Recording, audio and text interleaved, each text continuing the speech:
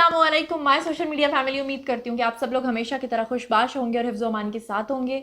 Showbiz की दुनिया से दो खबरें लेकर आपकी खिदमत में हाजिर हुई हूँ।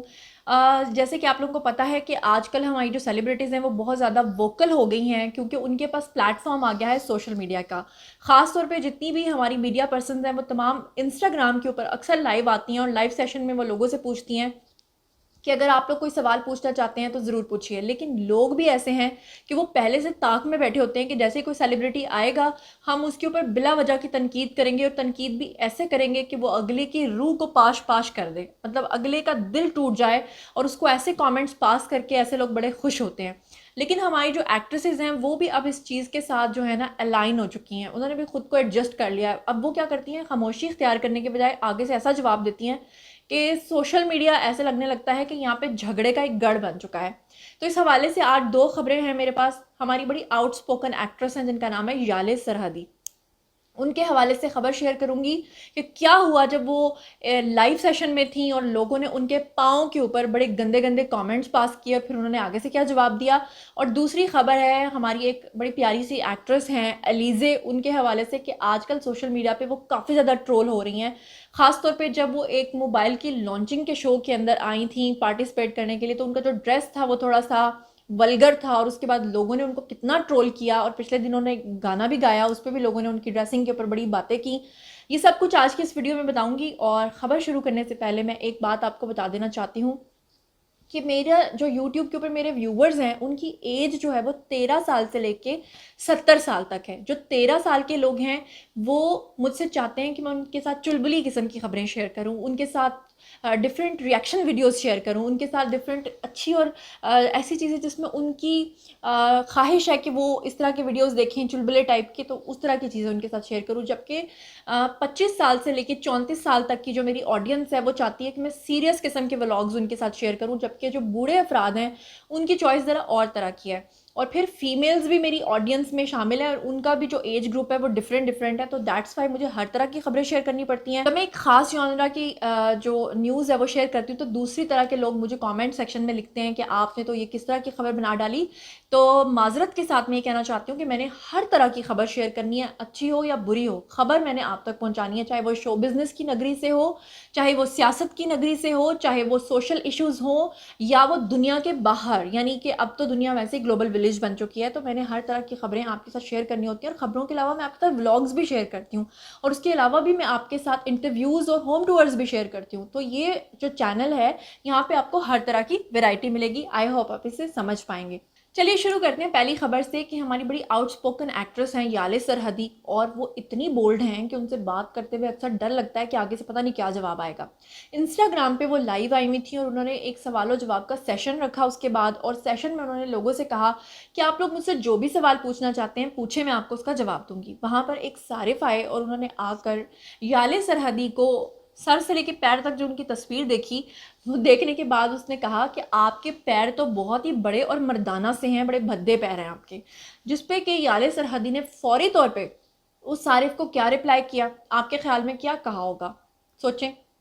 नहीं समझ में आया? चले मैं बताती हूँ। याले सरहदी ने कहा कि हाँ मेरे पैर भी बहुत बड़े हैं, लेकिन मेरे हाथ जो है वो मेरे पैरों से भी बड़े हैं, और जब मैं थप्पड़ मारती हूँ तो वो उससे भी बड़ा होता है। और साथ में उन्होंने कहा कि मैं एक बॉक्सर भी हूँ, मेरे मुक्के उससे भी ज़्यादा बड़े हैं।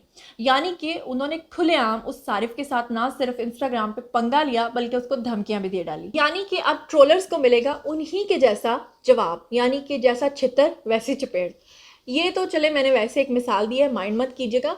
अच्छा दूसरी तरफ चलते हैं, क्योंकि हमारे जो मीडिया पर्सन्स हैं उनका भी दिल है, अगर वो सोशल मीडिया प्लेटफॉर्म्स पे आते हैं तो लोगों को थोड़ा सा कमेंट पास करते हुए थोड़ा सा ख्याल करना चाहिए। हाँ अलबत्ता मैं टोटली लोगों को गलत नहीं कह रही, मैं इसमें हमारे मीडिया पर्सन्स को भी कहती हूँ कि वो भी थोड़ी सी गलत इसलिए हैं क्योंकि आजकल हमारी एक्ट्रेसेस की ड्रेसिंग बहुत ज़्यादा बोल्ड होती जा रही है, बल्कि थोड़ी सी नहीं काफ़ी ज़्यादा। इस सिलसिले में आजकल जो ट्रोलर्स की हेट लिस्ट पे और हिट लिस्ट पे आई हुई हैं वो हैं एलिज़े। के साथ आप लोगों को याद होगा पिछले दिनों उन्होंने एक गाना भी गाया था, और उस गाने के अंदर उन्होंने انہوں نے ایک بلیک کلر کا ڈریس پہنا تھا جسے لوگوں نے بہت ٹرول کیا. گانا تو پیچھے رہ گیا لیکن لوگوں نے کہا بنیان پہن کر آپ آ گئی ہیں, 25 روپے کی لی تھی یا 30 روپے کی لی تھی, بڑی باتیں کی تھی, جس پہ ایلیزے کافی خفا ہو گئی تھی اور انہوں نے کہا تھا کہ آپ میرے کپڑوں کے اوپر اس طرح سے بات نہیں کر سکتے. پھر اس کے بعد ایلیزے کا ایک اور ویسٹرن ڈریسنگ میں ایک ویڈیو آیا, کیونکہ آج کل وہ بہت زیادہ ٹک ٹاکس بنا رہی ہیں یا اس طرح کی ویڈیوز بناتی ہیں. لوگوں نے اس کے اوپر بھی کہا کہ ہم تو آپ کو بڑا معصوم سمجھتے تھے, آپ تو بڑی چال باز نکلی ہیں اور آپ اس طرح کی ڈریسنگ کرتی ہیں. اور زیادہ تر لوگوں نے اس طرح کے کامنٹس کیے ہوئے تھے کہ آپ نے دوپٹہ نہیں لیا ہوا, دوپٹے کی بات کی وجہ سے ان کو غلط کہہ دیا. پھر اس کے بعد مومنہ مستحسن جو ہماری ایک سنگر ہیں وہ بیچ میں کودیں اور انہوں نے ان کو کافی زیادہ ڈیفینڈ کیا.